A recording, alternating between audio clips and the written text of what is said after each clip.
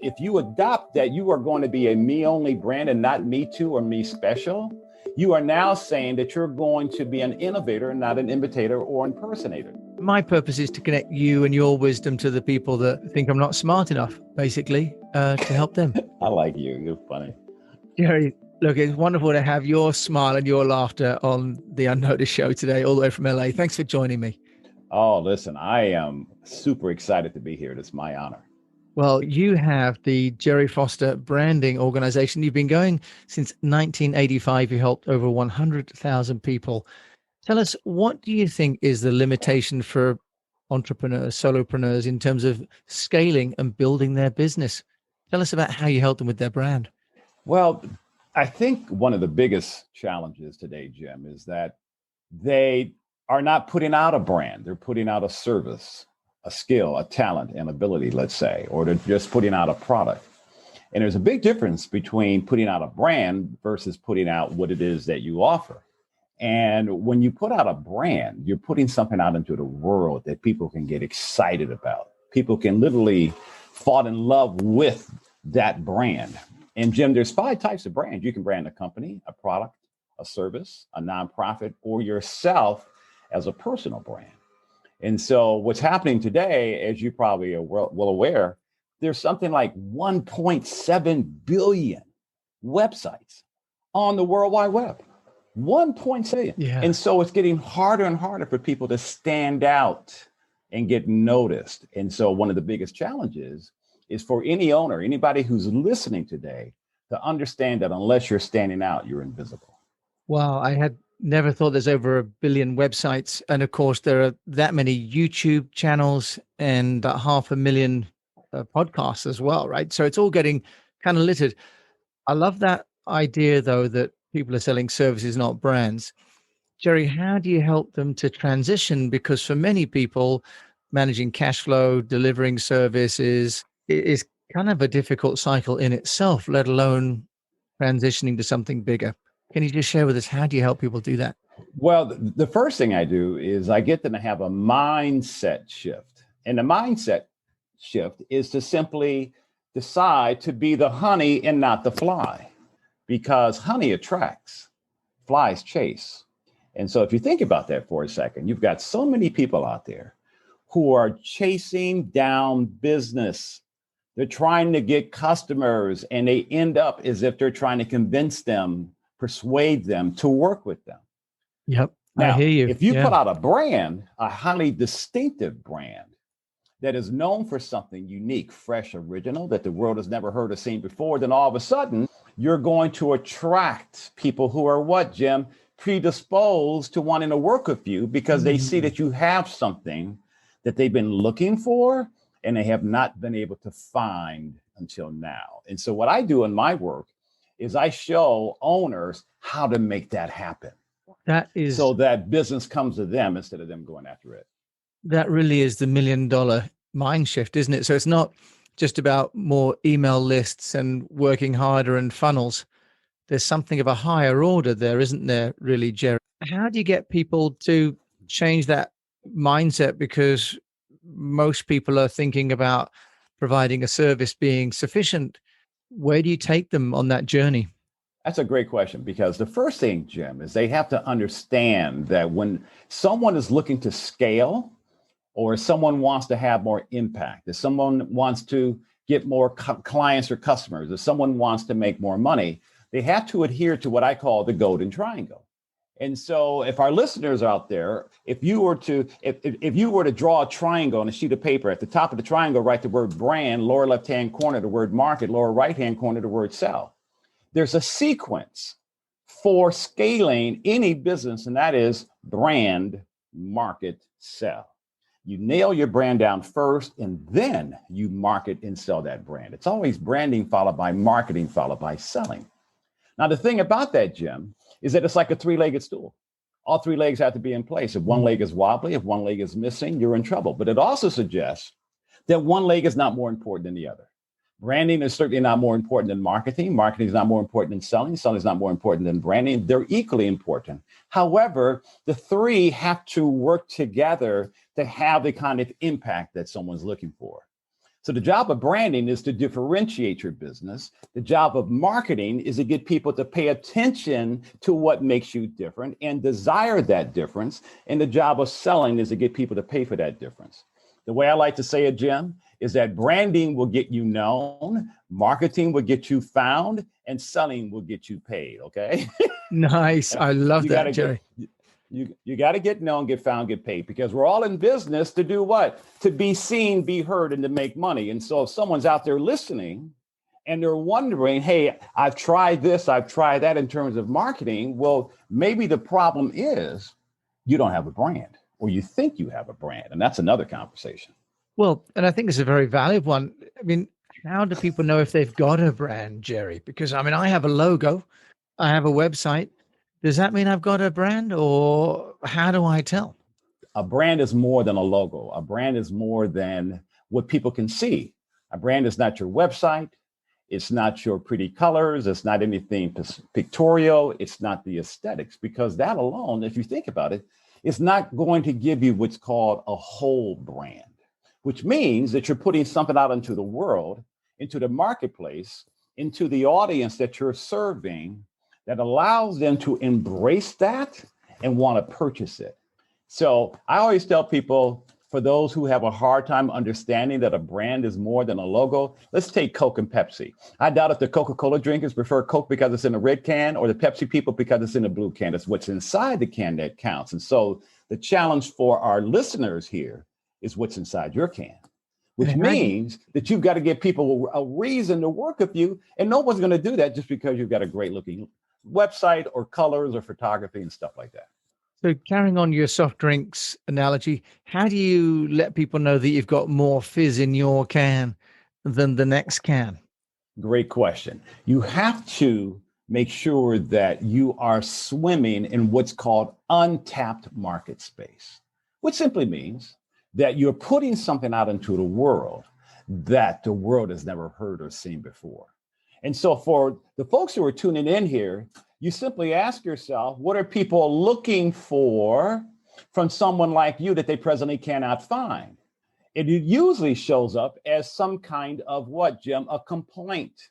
Something that customer, that consumer is looking for that they cannot find. And so the owner should ask themselves, when it comes to a business like mine, what are people looking for that they presently cannot find? Specifically, what's the biggest complaint? What are they sick and tired of putting up with? What's not working they want to have work better? If they could wave a magic wand and say to that consumer, listen, I know you've been looking for A, B, and C from a business like mine, and you've been selling for D, E, and F. Guess what? I've got the A, B, and C you've been looking for.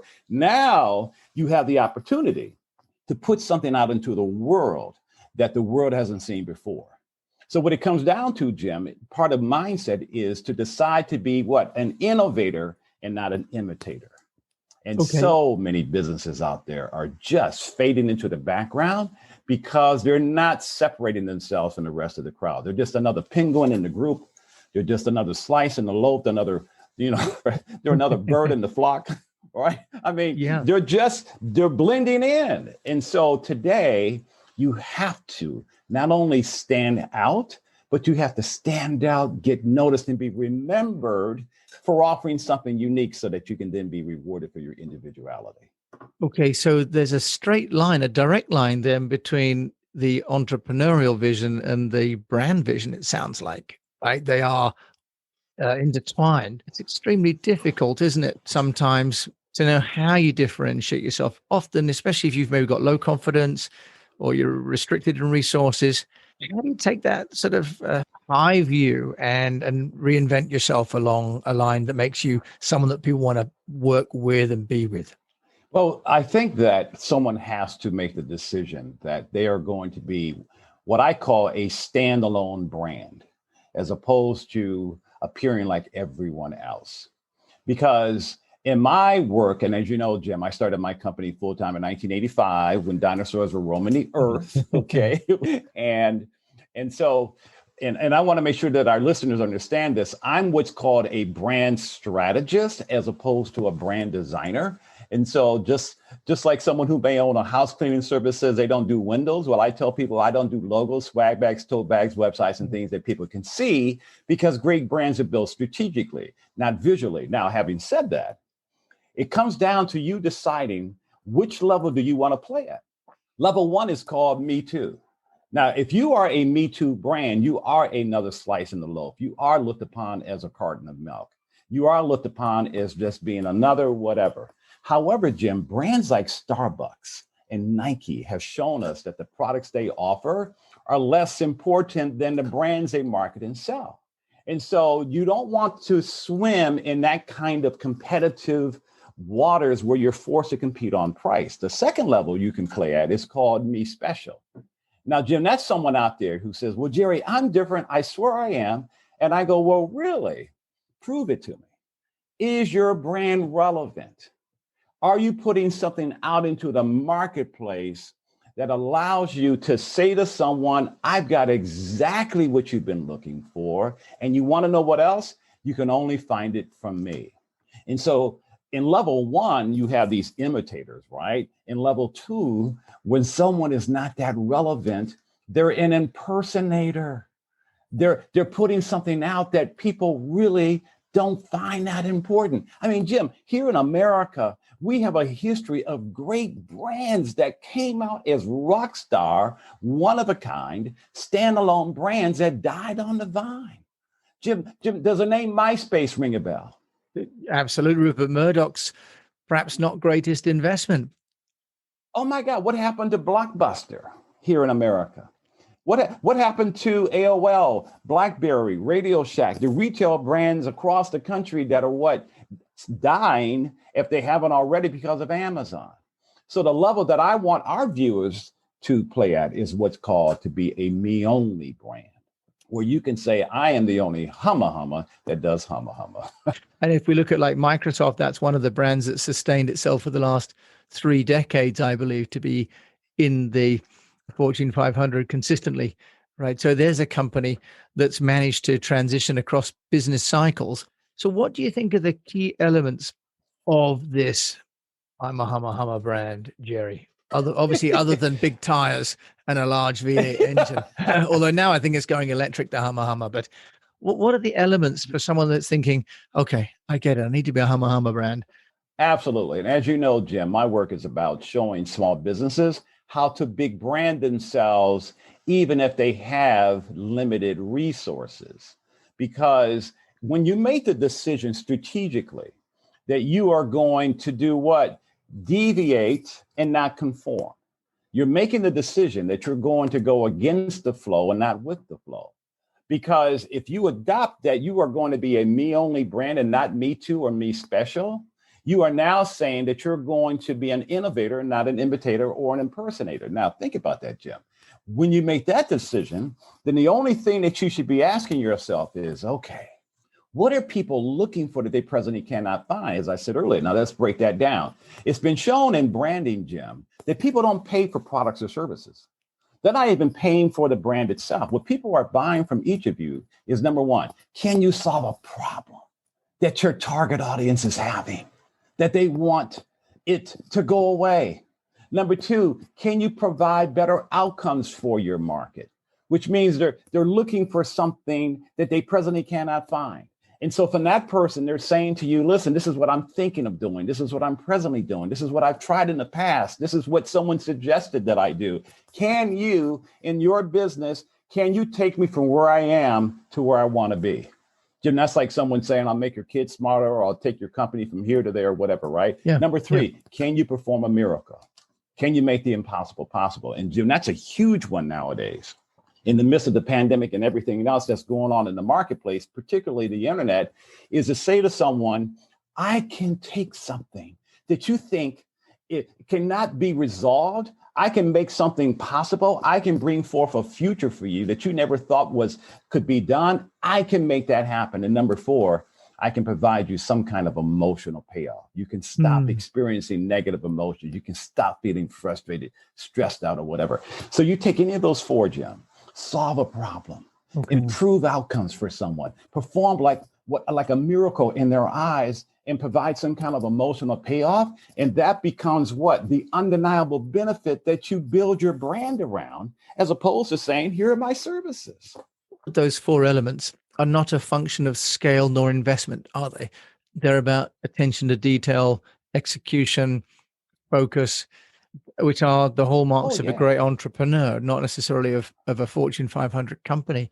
That is so well said. That is brilliant what you just said, because you know what? What you're speaking to is this. Great brands are from people who see themselves as what? Leaders. Yeah, absolutely. So if we have listeners out there who want to become what's called the go-to brand in your space, where you're looked upon as the authority, you're looked upon as the expert, you're looking upon as the person who can provide something that no one else can, then understand that when people are looking on the internet, when people are searching for a product or a service like yours, all they want to know is one of two things, or both. Number one, how are you different? Number two, why are you better? How are you different? Why are you better? How are you different? Why are you better? How you're different, Jim, is to say that I'm the only company that can do so-and-so for you because of what? My superiority. And that's called your secret sauce. Yeah. The things that you do, the steps that you take, whatever is the system, the process, the method you have with your expertise. Don't say services anymore. Say you've got a system, a process, a method, a path, whatever. Put it into something that you can leverage, monetize through your marketing courses, programs, whatever, that says to your market, not only can I deliver what you've been looking for, not only can you get it from me, nobody can duplicate it, imitate it, or negate it, because nobody has your DNA. And part of that, Jim, is a mindset problem, because people don't get that they're different. And I go, listen, unless you have a twin, no one's going to do it like you. Yeah, that's a very good point, isn't it? That actually we are all unique by definition, right? But our education system, especially in the UK, creates people that compete on the same tasks for the same qualifications. So part of the challenge, I think, for many people is, as you say, to cast aside this sense of, I've got to be the same to be okay. Ironically enough, to be an entrepreneur, you have to be not the same in order to compete. Oh my God. I mean, you have to stand out. Well, let me put it this way. Unless you're distinct, you risk being extinct. That's a nice one. Unless you're distinct, I'm going to say that again. Unless you're distinct, you risk being extinct. No one is looking for just another business that offers the same thing somewhere else. If you want people to see you as being the go-to brand, the company to work with, the solopreneur, the mompreneur, whoever you are, then you have to do what's called a rebrand, perhaps, which is to take what you now have, re-engineer it, reimagine it, retool it, revamp it, so that you can have that innovative, one-of-a-kind brand backed by a secret sauce in terms of how you deliver the outcomes that you promise to your customer that nobody else can deliver but you, because no one has your DNA. And this is where I always tell people this, Jim. I say, listen, brand your brilliance. Build your brand around those things about you that allows you to sparkle, to shine, to radiate. And oftentimes, Jim, it focuses around perhaps someone saying, listen, I've got a way of doing this that is uniquely mine. Or maybe for some of you, what comes easy to you is hard for others in your space. So all of you have to focus on your uniqueness, not what makes you admirable. So you talked about college and education. That's stuff to tell your parents. Yeah. That's not what makes you distinct. Okay, anybody can beat a resume. So build a brand around those things about you that allows you to shine the brightest. You shine super bright, Gerry, on this podcast. And as you know, I limit it to 20 minutes, so people will want much more of you. How can they find you? Oh, my website is Gerry with a G, GerryFosterBranding.com. Just go there, GerryFosterBranding.com, and they can learn all about me and all the different things that I do. Gerry, thank you so much for joining us from what looks to be a warm and sunny LA for the Unnoticed Show today. It has been my honor, and thank you for doing what you do. Mate, I'm blessed to be able to have luminaries like you join me on the show and share what you know. So thank you so much for joining us on the Unnoticed Show, everybody. And what you heard from Gerry Foster all the way in LA is really about the need to be distinct and have confidence in what you've got and brand it, believe in it. And then people will come. We hope. Of course they will. Right, Gerry? They'll come to us when we're bright and have a brilliant brand. Thanks so much. Thank you.